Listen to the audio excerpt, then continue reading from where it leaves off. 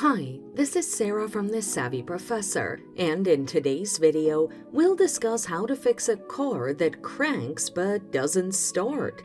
Watch the video until the end to learn this and more. Here are possible reasons why your car cranks but isn't starting, and how to fix it. First, it is probably due to insufficient compression. Check if the seals and gaskets are leaking because the car won't start as it needs spark, air, and fuel for power generation.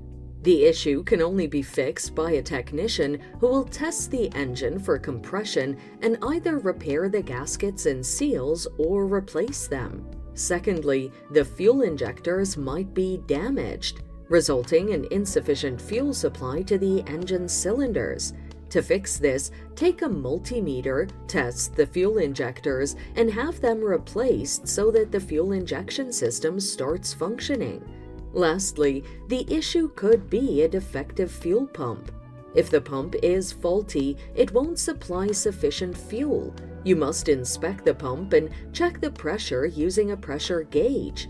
If it tests 0, you must immediately replace the fuel pump so that your car can start functioning.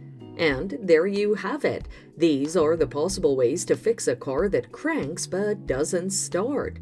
Thanks for watching. Till next time.